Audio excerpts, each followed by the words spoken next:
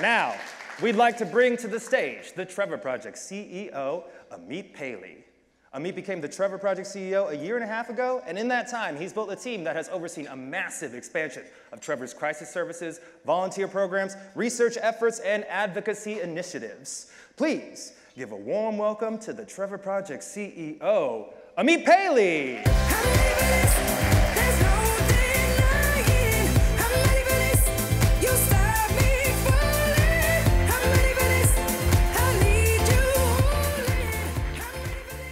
Good evening, everyone, and welcome to TrevorLIVE.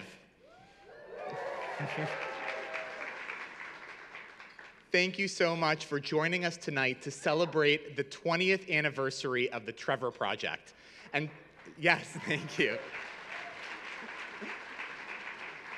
And to help us expand our global movement to end suicide of lesbian, gay, bisexual, transgender, queer, and questioning young people.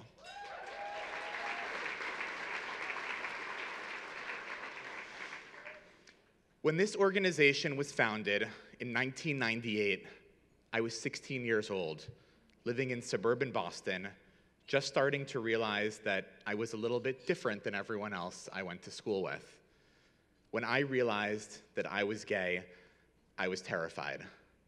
I didn't know if my friends and family would still love me if they knew, and I was scared that I would never find someone to love. I wish that I had known then that the Trevor Project existed. It would have helped me in some of my very darkest moments. I know there are people in this room who have told me that they would not be here today were it not for this organization. And I know that there are countless others who wish that they had known about Trevor in their darkest moments. And that is why we are here today, to make sure that every young person, regardless of their sexual orientation, or their gender identity, or their race, or their religion, or their immigration status, knows that the Trevor Project is here for them whenever they need us.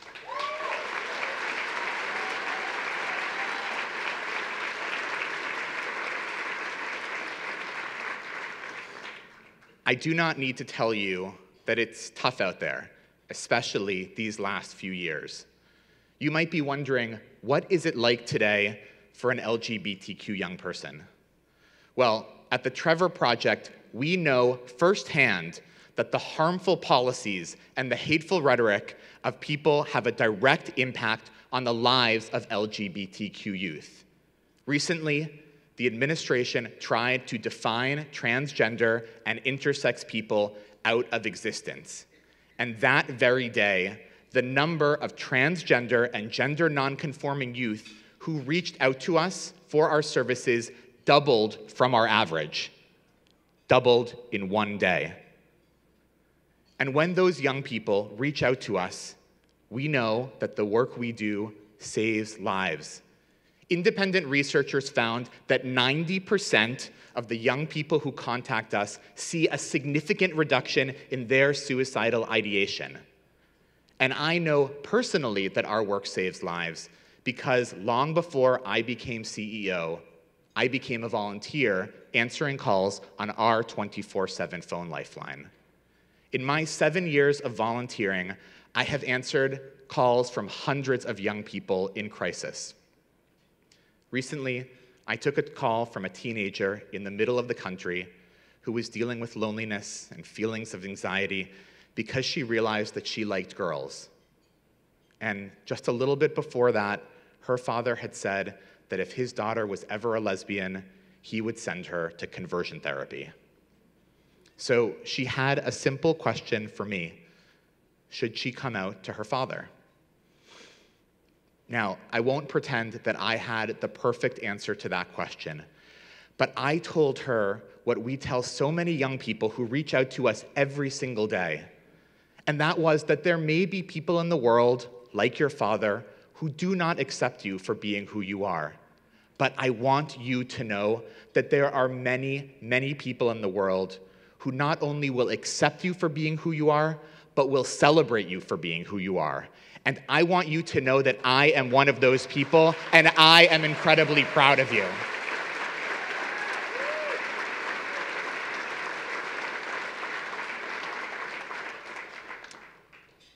I am very proud to share with all of you that this year, the Trevor Project has served more LGBTQ youth in crisis than ever before in our 20-year history.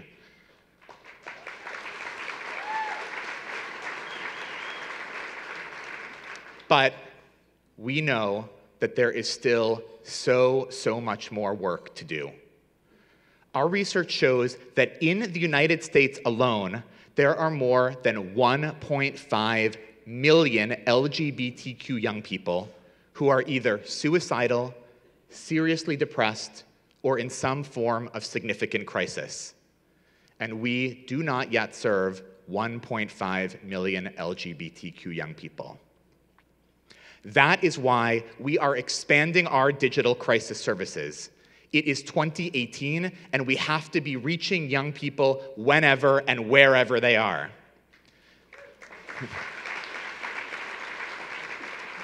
That is why we are recruiting more volunteers than ever before, so that our text and chat crisis services will, for the first time, be available 24/7, just like our phone lifeline has always been.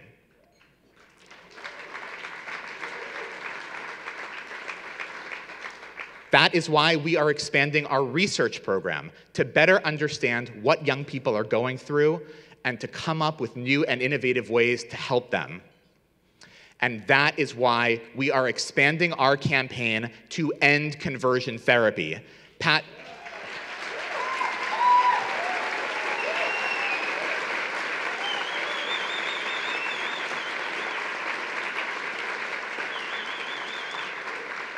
We have passed laws in 5 states just this year to end this dangerous and discredited practice once and for all. And we will not rest until it is banned in every single state in this country.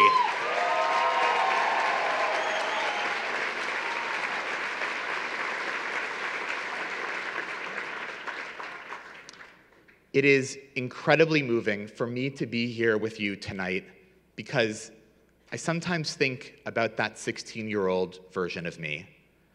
I never would have thought that I would find love, let alone get engaged, which I did a few months ago to the love of my life,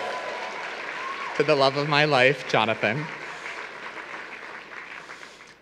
And I never would have thought that the thing I was most ashamed about, the thing that I most feared people would learn about me, would actually be the thing that today I spend my entire life working on, sending messages of love and support to all LGBTQ youth.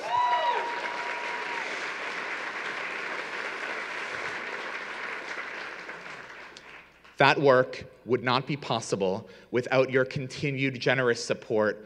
So on behalf of all the LGBTQ youth that we serve, thank you, thank you, thank you.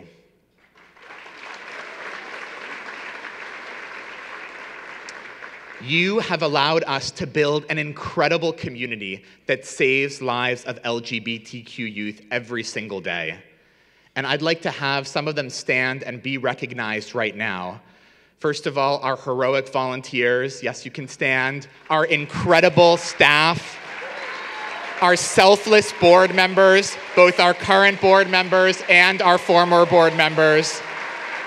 And I would like to thank our inspiring co-founders, the late Randy Stone, writer, actor, and activist James Lacine, and Peggy Reisky, who is Dean of the LMU School of Film and TV. Please stand right now. Thank you.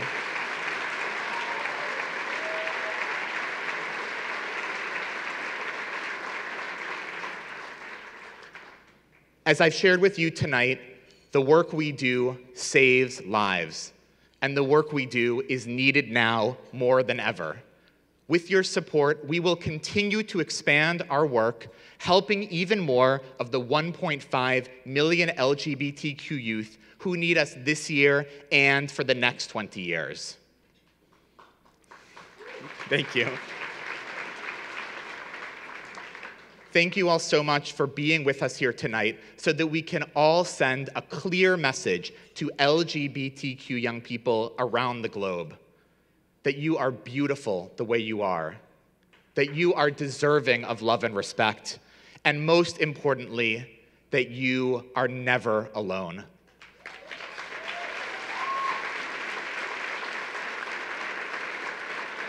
Thank you all so much for being here tonight, and I hope that you have an incredible evening.